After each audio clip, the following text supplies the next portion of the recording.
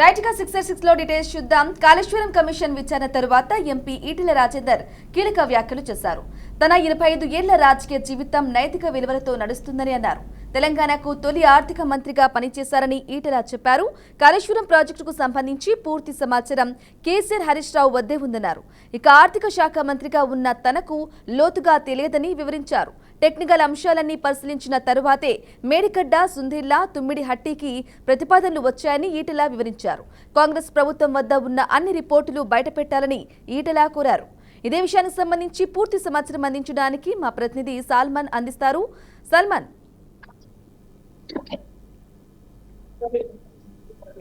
బ్రాహ్మణి ఎప్పుడైతే Kaleshwaram project commission ఏర్పాటు చేయాలని టిఆర్ఎస్ ప్రభుత్వం కోరిందో ఖచ్చితంగా వారు కోరినట్టే ఖచ్చితంగా ఈ యొక్క టిఆర్ఎస్ పార్టీ కోరినట్టే కాంగ్రెస్ ప్రభుత్వం అధికారంలోకి వచ్చిన తర్వాత దానికి సంబంధించి సిపి ఘోష్ కమిషన్ ఏర్పాటు చేశారు. ఈ యొక్క కమిషన్ ముందు సుమారు ఇప్పటి వరకు ఇరిగేషన్ అధికారులు లేకుంటే ఐఏఎస్ అధికారులను కూడా విచారించారు. దీనికి సంబంధించి 6వ తేదీన ఈ రోజు అంటే ఈటెల రాజేందర్ హాజరయ్యారు కమిషన్ ముందు.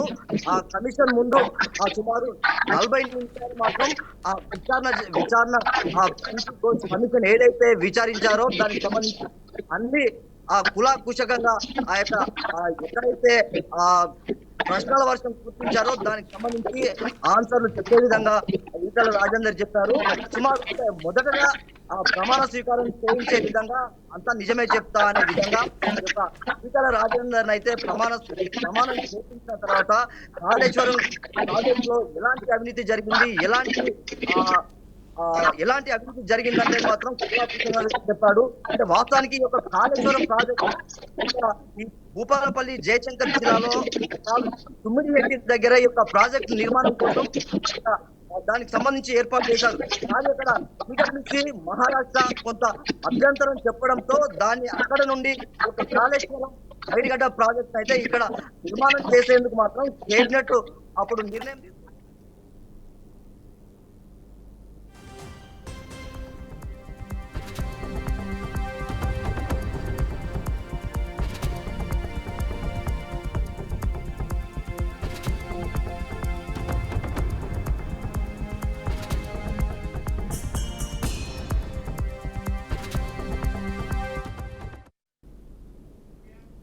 పాలనాపరమైన అంశాలకు సంబంధించి తెలంగాణ సర్కార్ మరో కీలక నిర్ణయం తీసుకుంది. ప్రతి నెల 2 సార్లు కేబినెట్ సమావేశం నిర్వహించాలని భావిస్తోంది. ఈ మేరకు ప్రతి నెల మొదటి, మూడో శనివారం మంత్రివర్గ భేటీ ఏర్పాట్లకు సంబంధించి సీఎం రేవంత్ రెడ్డి అధికారులకు సునాప్రాయంగా ఆదేశాలు జారీ చేశారు. రాష్ట్ర వ్యాప్తంగా సంక్షేమ పథకాల అమలు, అభివృద్ధి పనులపై క్రమం తప్పకుండా ఆ సమావేశాల్లో శాఖవారీగా సమీక్షలు నిర్వహించాలని నిర్ణయం తీసుకున్నట్లు ప్రభుత్వ వర్గాలు తెలిపాయి. ఇక ఇదే అంశంపై మరింత సమాచారాన్ని మా ప్రతినిధి శ్రీనివాస్ అందిస్తారు. శ్రీనివాస్,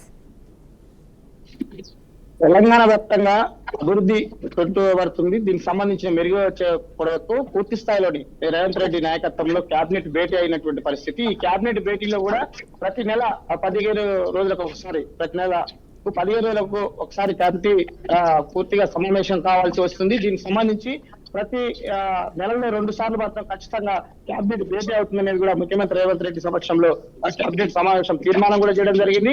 ఈ తీర్మానాలకు సంబంధించి కూడా పూర్తి స్థాయి మంత్రివర్గం అది 15 రోజులకు ఒకసారి ఆ ప్రాంతమే కావచ్చు, అక్కడ ఉన్నటువంటి నియోజకవర్గ స్థాయిలో ఉన్నటువంటి ఆ ప్రజల యొక్క అవసరాలు, ఇందిరమ్మ ఇండ్లే కావచ్చు, రైతుకు సంబంధించినటువంటి అనేక భూ సమస్యలే కావచ్చు, రాష్ట్రంలో ఉన్నటువంటి అనేక ప్రాజెక్టుల మీద పూర్తిగాను ఒక నివేదిక సమర్పించుకోవాల్సి ఉంటుంది. దీనికి సంబంధించినటువంటి ఈ 15 రోజులు జరిగేటటువంటి కమిటీ సమావేశానికి సంబంధించిన రూపకల్పన కూడా ముందస్తుగానే ఎవరైతే అధికారులు ఉంటారో దానికి యాక్షన్ ప్లాన్ రెడీ చేస్తారు. ప్రతి 15 రోజులకు ఒకసారి మాత్రం పూర్తిగా తెలంగాణలో ఉన్నటువంటి అన్ని ప్రాంతాలలో అంటే ప్రాజెక్టుల నిర్మాణమే కావచ్చు, ఇకపోతే పూర్తి స్థాయిలో ఉన్నటువంటి అనేక అభివృద్ధి సంక్షేమ పథకాలే కావచ్చు, రోడ్ల నిర్మాణాలు, ప్రాజెక్టు, ఆధునిక పేదలకు, బడుగు బలిగిన వర్గాలకు రావాల్సిన సంక్షేమ సంబంధించిన నిధులు ఏ విధంగా విడుదల చేయాలి, దీనికి సంబంధించినటువంటి రోల్ మోడల్ సంబంధించిన మ్యాప్ ను కూడా, రూట్ మ్యాప్ ను కూడా ఇక్కడ ఉన్నటువంటి కమిషన్ స్థాయిలో ఉన్నటువంటి అధికారులు కూడా తయారు చేస్తారు. ఓవరాల్ గా ప్రతి సంవత్సరం జరిగేటటువంటి మ్యాప్ ముందస్తుగానే రూట్ మ్యాప్ చేసుకొని ప్రతి 15 నెలలకు ఒకసారి అభివృద్ధికి సంబంధించినటువంటి సమీక్ష ఉంటుంది. బడ్జెట్ కి సంబంధించినటువంటి విషయాలు కూడా అక్కడ చర్చిస్తారు. ఎలాంటి అవకతవకలు జరగకుండా ఉండటానికి ఇది ప్రధాన నిర్ణయం తీసుకున్నట్లు కేబినెట్ నిర్ణయం తీసుకున్నట్లు కూడా ముఖ్యమంత్రి రేవంత్ రెడ్డి కూడా చెప్పినటువంటి పరిస్థితి. రానున్న రోజుల్లోని ఆ యొక్క అభివృద్ధిని మరింత దూసుకెళ్లడానికి, మరింత పనులు వేగవంతం చేయడానికి కమిటీ యొక్క సమావేశం దోహదపడుతుంది అనేది కూడా ముఖ్యమంత్రి రేవంత్ రెడ్డి చెప్పినటువంటి పరిస్థితి.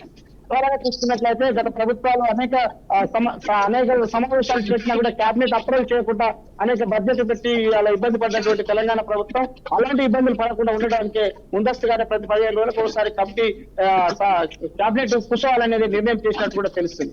ఇది తెలంగాణలో అభివృద్ధికి చేయడానికి ప్రధానంగా అంశాలన్నింటినీ ఇక్కడ చర్చించుకున్న తర్వాతనే పూర్తిగా బడ్జెట్ కేటాయించాలనేది నిర్ణయం చేసినట్టు కూడా తెలుస్తుంది. ప్రతి కేబినెట్ మీటింగ్ లో కూడా జరిగేటటువంటి విషయాలు ముందస్తుగానే నోట్ ఫైల్ రెడీ చేస్తారు. దానికి సంబంధించిన విషయాలు కూడా ఉన్నతాధికారులతో పాటు అక్కడ ఉన్నటువంటి మంత్రివర్గం కూడా కీలకంగా సమావేశం అవుతుంది అనేది కూడా తెలంగాణ ప్రభుత్వం రేవంత్ రెడ్డి తేల్చి చెప్పినటువంటి పరిస్థితి. ఇది తెలంగాణలోని నూతనంగా ఏర్పడినటువంటి ప్రభుత్వం నూతనంగా తీసుకున్నటువంటి నిర్ణయాలు. కేబినెట్ ప్రతి నెల 2 సార్లు కూర్చోవాలని కీలక నిర్ణయం తీసుకుంది. దీనికి సంబంధించిన ఆమోదం కూడా తెలిసినట్టు కూడా తెలుస్తుంది. ఇది తెలంగాణలో ఉన్నటువంటి తాజా కేబినెట్ సంబంధించిన తాజా సమాచారం. Right, thank you Srinivas. ఆంధ్రప్రదేశ్ను గడగడలాడిస్తున్న ఏపీ లిక్కర్ స్కామ్ కేసులో తాజాగా మరో కీలక పరిణామం చోటు చేసుకుంది. ఈ వారం జరగాల్సిన కోర్టు విచారణ మరోసారి వాయిదా పడింది. నిందితులు తమకు బెయిల్ ఇవ్వాలంటూ దాఖలు చేసిన పిటిషన్లపై విజయవాడ కోర్టులో విచారణ జరగగా ఇరుపక్షాల వాదనలు విన్న ధర్మాసనం తదుపరి విచారణను జూన్ 10కి వాయిదా వేసింది. ఈడీ, ఏసీపీ దర్యాప్తును ముమ్మరం చేసిన క్రమంలో ఈ వాయిదాపై ఆసక్తి నెలకొంది. కోర్టు తీర్పులు ఆలస్యం అవుతుండటంతో దర్యాప్తు సంస్థలు మాత్రం బలమైన ఆధారాలను సేకరించడంలో వేగంగా ముందుకెళ్తున్నాయి. రైట్కి ఇదే అంశంపై మరింత సమాచారం మా ప్రతినిధి గోపి అందిస్తారు. గోపి, విజయ, అంటే గతంలో అంటే ఢిల్లీ లిక్కర్ స్కామ్ కు మించినటువంటి ఏపీ లిక్కర్ స్కామ్ చోటు చేసుకోవడం జరిగింది. గత 5 సంవత్సరాల్లో వైసీపీ ప్రభుత్వ హయాంలో ఎప్పుడూ లేని విధంగా కూడా అంటే చరిత్ర ఉన్నటువంటి మద్యానికి సంబంధించి ఆ టెండర్లన్నింటినీ కూడా పక్కన పెట్టేసి ఆ పాలసీని అంతా కూడా పక్కన పెట్టేసి ఒక్కసారిగా వైసీపీ అధికారులకు వచ్చిన తర్వాత రకరకాల బ్రాండ్లతో అంటే ప్రజల జీవితాలతో ప్రజల ప్రాణాలతో ఆడుకునే రకమైనటువంటి అంటే నకిలీకి సంబంధించినటువంటి ఒక రకంగా చెప్పుకోవచ్చు. అలాంటి లిక్కర్ ని పెద్ద ఎత్తున ఏపీలో అంతా కూడా రకరకాల కంపెనీలు ఏర్పాటు చేసుకుని ఆ వైసీపీకి సంబంధించినటువంటి కొంతమంది కీలక నేతలు పాత్రదారులుగా సూత్రధారులుగా ఈ వ్యవహారాన్ని అంతా కూడా నడిపించారు. ప్రజాధనాన్ని కొన్ని కోట్ల రూపాయలు కూడా కొల్లగొట్టారనేది ప్రధానంగా ప్రస్తుతం ప్రభుత్వ అధికారులకు వచ్చిన తర్వాత విచారణ వేగవంతం చేయడం జరిగింది. దాదాపుగా ఒక 6-7 నెలల నుంచి కూడా జరుగుతున్నటువంటి ఈ విచారణలో ఎన్నో అంశాలు, ఎన్నో రకాల అంటే ఆరోపణలు, ఎన్నో రకాలైన కీలక డాక్యుమెంట్స్ అన్నింటినీ కూడా విచారణ అధికారులు స్వాధీనం చేసుకోవడం జరిగింది. చాలా మందిని అరెస్ట్ చేశారు. ఇందులో ప్రధాన పాత్రధారులు, సూత్రధారులు ఉన్న వ్యక్తుల్లో రాజశేఖర్ రెడ్డి అని చెప్పి, అదేవిధంగానే ధనంజయ రెడ్డి, ఇంకా కృష్ణమోహన్ రెడ్డి, భారతీయ సిమెంట్స్ డైరెక్టర్లు గోవిందప్ప, ఇలాంటి వ్యక్తులంతా కూడా జగన్ కి అంటే అత్యంత సన్నిహితులు. వీళ్ళందరినీ కూడా ఇప్పటికే అరెస్ట్ చేయడం జరిగింది. ఈ కేసులో ఈడీతో పాటు అంటే ఇంకా కూడా ఈడీ కొన్ని కేసులు నమోదు చేయడం జరిగింది. అదేవిధంగానే ఏపీ ప్రభుత్వానికి సంబంధించి ఏసీపీ అధికారులు దీనిపైన కూడా పూర్తి స్థాయిలో కూడా విచారణ జరుపుతున్నారు. అదేవిధంగానే అంటే చాలా అంశాల్లో కేసులు నమోదు చేయడం జరిగింది. అయితే కోర్టులో ఇప్పటికే అంటే వచ్చే నెల 10వ తారీఖు వరకు కూడా వాయిదా పడిన నేపథ్యంలో మరికొన్ని డాక్యుమెంట్స్, ఎందుకంటే ఈ జరిగినటువంటి భారీ కుంభకోణానికి సంబంధించి కొన్ని వేల మందికి వరకు కూడా అనారోగ్యానికి పాలై రకరకాలుగా ఇబ్బందులు పడుతున్నారు నేటికి కూడా. అలాంటి వారిని కూడా అంటే ఆ మధ్యాహ్నం సేవించినట్టు వాళ్ళు అలాంటి వారి వ్యక్తి నుంచి కూడా రకరకాలుగా స్టేట్మెంట్ రికార్డ్ చేస్తున్నారు. అన్ని కోణాలను దర్యాప్తు చేస్తున్నారు. రాష్ట్రానికి సంబంధించినటువంటి అంటే విచారణ అధికారులే కాకుండా దర్యాప్తు సంస్థలే కాకుండా కేంద్రానికి సంబంధించినటువంటి దర్యాప్తు సంస్థలు కూడా, ఎందుకంటే ఇందులో భారీగా అంటే ప్రజాధనం లూట్ అయింది కాబట్టి ఈడీ ఎక్కువగా దీనికి ఇన్వాల్వ్మెంట్ ఉంటుంది. ఆ రకంగానే దర్యాప్తు అనేది జరుగుతుంది. సో మొత్తం మీద వీళ్ళు ఇప్పటికే కూడా విచారణ కంప్లీట్ అయిందంటూ కూడా ఏదైతే ప్రధాన నిందితులు ఉన్నారో వాళ్ళు అంటే కోర్టును ఆశ్రయించి తమకు బెయిల్ ఇవ్వాలంటూ కూడా కోర్టును కోరిన నేపథ్యంలో 10వ తారీఖు వరకు కూడా వాయిదా వేయడం జరిగింది. అయితే ఇంత టైం ఉంది కాబట్టి ఇంకా కూడా కాస్త సమయం ఉంది కాబట్టి మరికొన్ని లోతుగా దర్యాప్తు చేసే అవకాశం ఉంది. అంటే అధికారులు మాత్రం దీనిపైన లోతైనటువంటి దర్యాప్తు జరిగిన తర్వాతనే వీళ్ళకందరికీ కూడా అంటే బెయిల్స్ వచ్చే అవకాశం అయితే ఉందని మనం చెప్పొచ్చు. Thank you Gopi. News లో మిగిలిన అప్డేట్స్ చూద్దాం. ఎన్నికల హామీలను కాంగ్రెస్ అమలు చేయటం లేదని మాజీ మంత్రి హరీష్ రావు ఫైర్ అయ్యారు. మంత్రి ఉత్తమ్ కుమార్ చెప్పేవన్నీ అబద్దాలే అని విమర్శించారు. సీఎం రేవంత్ రెడ్డిని మించి ఉత్తమ్ అబద్దాలు చెబుతున్నారని మండిపడ్డారు. బనకచెర్ల మీద ప్రశ్నిస్తే ప్రిపేర్ అవ్వలేదని చెబుతారా అంటూ ప్రశ్నించారు. మంత్రి ఉత్తమ్ ఇరిగేషన్ మంత్రినా అంటూ చురకలు అంటించారు. ఇక గత 10 ఏళ్లు బీఆర్ఎస్ నేతలు ఏపీకి మద్దతుగా పనిచేశారని ఉత్తమ్ మండిపడ్డారు. బనకచెర్ల ప్రాజెక్టుపై ఇప్పటికే కేంద్రానికి లేఖ రాశామని, ఆ ప్రాజెక్టును అడ్డుకునేందుకు కాంగ్రెస్ అన్ని విధాల ప్రయత్నాలు చేస్తుందని ఉత్తమ్ స్పష్టం చేశారు. ఇదే విషయానికి సంబంధించి పూర్తి సమాచారం అందించడానికి మా ప్రతినిధి నాయుడు అందిస్తారు. నాయుడు,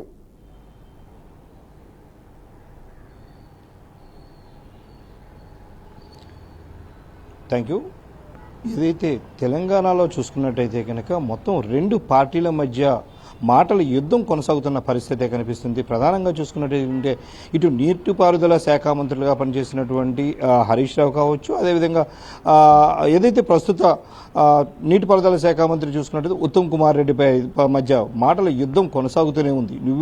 మీరు దొంగ అంటే మీరు దొంగ అన్న చందంగా ఈ 2 పార్టీలు కూడా ఒకరిపై ఒకరు దుమ్మెత్తి పోసుకుంటున్న పరిస్థితి కూడా కనిపిస్తుంది. ప్రధానంగా చూసుకున్నట్టయితే కనుక హరీష్ రావు మాటలు చూస్తూ ఉంటే కనుక మాటలు కోటలు దాటే విధంగా ఉన్నాయని కూడా మనం చెప్పుకోవచ్చు. ప్రధానంగా చూసుకుంటే ఏదైతే ఇటు సీఎం రేవంత్ రెడ్డి దొంగ అంటే అంతకు మించిన దొంగ అన్న చందంగా ఉత్తమ్ కుమార్ రెడ్డి ఉన్నారంటూ కూడా హరీష్ రావు అయితే ఘాటు వ్యాఖ్యలు చేసిన నేపథ్యం కనిపిస్తుంది. దీనిపై చూసుకున్నట్టయితే కనుక ఏదైతే ఈ బనకచెర్ల ప్రాజెక్టుకి సంబంధించి అడిగిన ప్రశ్నలకు సమాధానం చెప్పలేని మనిషిగా అయితే మాత్రం ఉత్తమ్ కుమార్ రెడ్డి మిగిలిపోయారంటూ కూడా హరీష్ రావు అయితే ఘాటు వ్యాఖ్యలు చేసిన పరిస్థితి అయితే ఉంది. అయితే ఏదైతే బనకచెర్ల ప్రాజెక్టుకి సంబంధించి దాని పూర్తి వివరాలు లేవు అంటూ ఉత్తమ్ కుమార్ రెడ్డి చెప్పడం, అదేవిధంగా తదనంతరం మళ్ళీ కొంతసేపటి తర్వాత బనకచెర్ల ప్రాజెక్టుకి సంబంధించి పూర్తి వివరాలను తీసుకున్న తర్వాత అయితే కనుక పూర్తి స్థాయిలో దీనికి సంబంధించి కూడా మాట్లాడిన పరిస్థితి కూడా ఉంది. అయితే ఉత్తమ్ కుమార్ రెడ్డి మాటల్లో మనం చూసుకున్నట్టయితే కనుక బనకచెర్ల ప్రాజెక్టుకి సంబంధించి మొత్తం అంతా కూడా మనం చూస్తున్న పరిస్థితి అయితే మనకి కనిపిస్తుంది. అయితే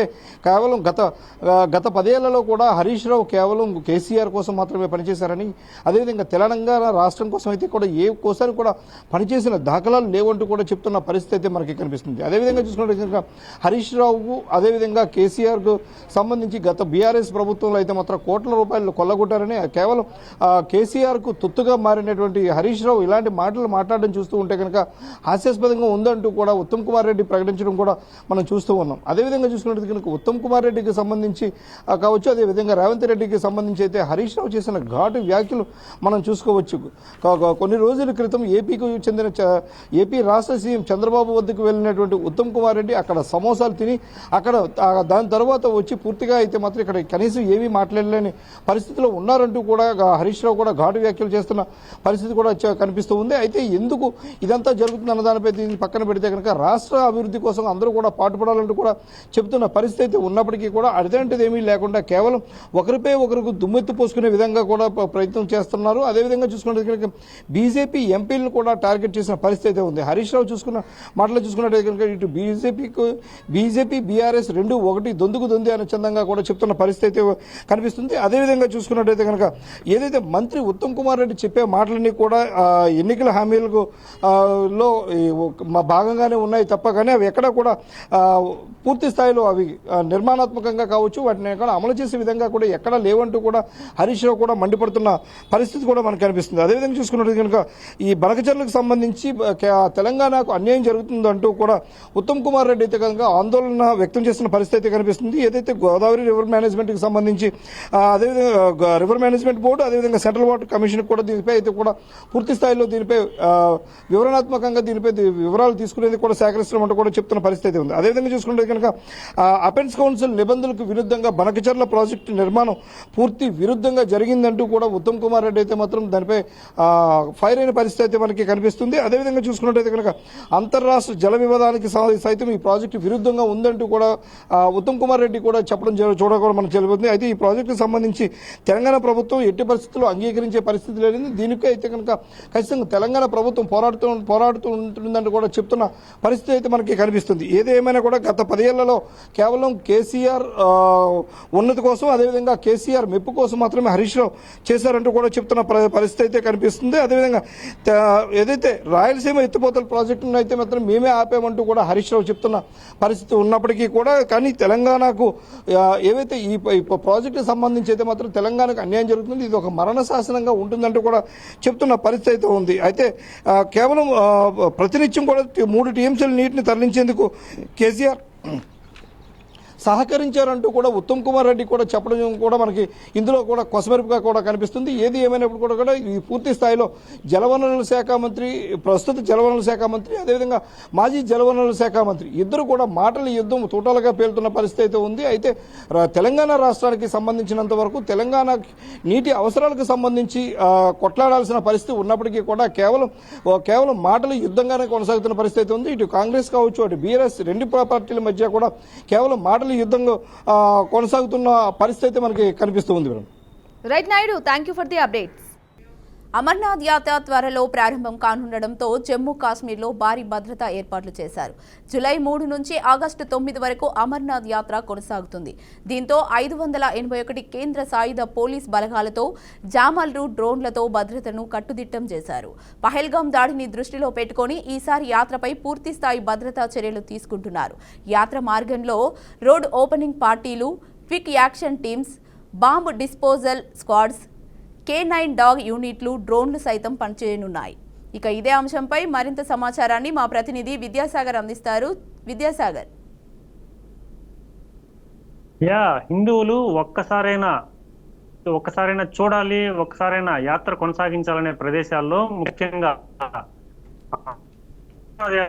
ఒకటికి చెప్పవచ్చు. ఈ అమర్నాథ్ యాత్ర అనేది భారతదేశ వ్యాప్తంగా ఉన్న హిందువులందరికీ ఒక పవిత్రమైన యాత్రగా భావిస్తారు. ఈ పవిత్రమైన యాత్రని ఎప్పుడు మొదలు పెడతారని చెప్పి కొంత సందిగ్ధంగా నెలకొన్న నేపథ్యంలో ఈ రోజు ఇటు జమ్మూ కాశ్మీర్కి సంబంధించిన లెఫ్టినెంట్ గవర్నర్ల సిన్హా కావచ్చు, అలాగే అమర్నాథ్ ట్రస్ట్, అమర్నాథ్ పుణ్యక్షేత్ర యాత్రకు సంబంధించిన ట్రస్ట్ కావచ్చు, వీరంతా కలిసి కూర్చొని ఈ అమర్నాథ్ యాత్రకి సంబంధించిన పూర్తి షెడ్యూల్ అయితే తెలియజేశారు. జూలై 3వ తేదీ నుంచి ఆగస్టు 9వ తేదీ వరకు, అంటే సుమారుగా 36 రోజుల వరకు ఈ యాత్ర కొనసాగుతుందని చెప్పి వాళ్ళు చెప్పడం జరిగింది. ఈ యాత్రకు సంబంధించి పటిష్టమైన బందోబస్తులు కూడా ఏర్పాటు చేయనున్నారు. ఎందుకంటే పెహల్గావ్లో జరిగిన ఒక ఉగ్ర కుట్ర నేపథ్యంలో 26 మంది చనిపోయారు హిందువులు. ఈ జమ్మూ కాశ్మీర్ లో పెహల్గావ్ నుంచే కూడా ఈ అమర్నాథ్ యాత్ర ప్రారంభం కానుంది. సో మొత్తం మీద అమర్నాథ్ యాత్రకు 2 మార్గాలు ఉన్నాయి. ఒకటి ఇచ్చి పెహల్గావ్ నుంచి యాత్ర ప్రారంభం అవుతుంది, మరొక యాత్ర బాల్టిల్ నుంచి స్టార్ట్ అవుతుంది. సో పహల్గాం నుంచి స్టార్ట్ అయ్యే యాత్ర కొంచెం మార్గం వెడల్పుగా ఉంటుంది, చాలా అనుకూలంగా ఉంటుంది, కానీ కాస్త దూరంగా ఉంటుంది. కానీ బాల్టిల్ నుంచి మొదలయ్యే యాత్ర మాత్రం నిటారుగా ఉంటుంది, అత్యంత కఠినమైన పరిస్థితులతో యాత్ర కొనసాగుతుంది. మొత్తం మీద సముద్ర మట్టానికి 3880 మీటర్ల ఎత్తు, అంటే సుమారుగా 12,500 అడుగులకు పైనే ఉన్న ఈ అమర్నాథ్ యాత్రకు అనేక శతాబ్దాల చరిత్ర ఉంది. ఈ అమర్నాథ్ యాత్రలో ప్రధానంగా కూడా అమర్నాథ్ కొండ మీద, ఈ మంచు కొండలో ఒక గుహ ఉంటుంది. ఈ గుహ సుమారుగా 70 అడుగుల ఎత్తు, 47 అడుగుల గుహగా ఉంటుంది. ఈ గుహ ఆషాఢ మాసం వెళ్ళినాక శ్రావణ మాసంలో స్వయంగా మంచులింగంతో శివుడు ఇక్కడ ఉద్భవిస్తాడు. ఈ సుమారుగా ఈ శ్రావణ మాసంలో పౌర్ణమి, అంటే పౌర్ణమి మొదలైన క్షణం నుంచి మంచులింగం అనేది కూడా ఆరంభం అవుతుంది ఏర్పాటు. ఈ మొత్తం మీద మంచు పూర్తిగా కూడా పౌర్ణమి పూర్తి నాటికి ఈ శివలింగం సుమారుగా 7 నుండి 8 అడుగుల మేర హిమపాతంతో ఒక లింగం ఉద్భవిస్తుంది అక్కడ. అలాగే పౌర్ణమి దాటంగానే కూడా ఈ శివలింగం ఆటోమేటిక్ అదే క్షీణిస్తూ వస్తుంది. మొత్తం మీద ఈ గుహలో 3 లింగాలుగా దర్శనం ఇస్తున్నారు. ఒకటైతే శివుడు, మరొకరు పార్వతి, గణేశుడు, అలా ఈ 3 లింగాలుగా ఉద్భవిస్తాయని చెప్పి ఒక కూడా ఇక్కడ రోజుకి 15,000 మందిని కూడా రిజిస్ట్రేషన్ చేసుకున్నట్టు తెలుస్తుంది. ఏప్రిల్ 24వ తేదీన ఈ అమర్నాథ్ యాత్రకు సంబంధించిన ఈ టోకన్స్ రిజిస్ట్రేషన్స్ కూడా స్టార్ట్ అయ్యాయి. కానీ పెహల్గావ్లో దాడి తర్వాత ఈ అమర్నాథ్ నుంచి పటిష్ట బందోబస్తుని ఏర్పాటు చేయాలని ఇటు హోంశాఖ మంత్రి అమిత్ షా కూడా దీనికి ఏర్పాట్లు చేశారు. దీనికి ప్రధానం కూడా సిఐఎస్ఎఫ్ కు సంబంధించిన డీజీపీ కూడా దీనికి సంబంధించి ప్రత్యేకంగా డ్రోన్స్ కావచ్చు, జామర్స్ కావచ్చు, ప్రత్యేక బృందాలు కావచ్చు, ట్రూప్స్ కావచ్చు, ఇలా అన్ని కూడా సుమారుగా 50,000 పైచులకు ప్రత్యేక దళాలతో కూడా ప్రతి ఒక్క భక్తుడికి రక్షణగా నిలుస్తూ ఈ అమర్నాథ్ యాత్రను 36 రోజుల పాటు సురక్షితంగా కూడా జరిపించే విధంగా అన్ని ఏర్పాట్లు చేస్తున్నట్టు కూడా ప్రభుత్వం చెప్తుంది. సో మొత్తం చూసుకుంటే అమర్నాథ్ యాత్ర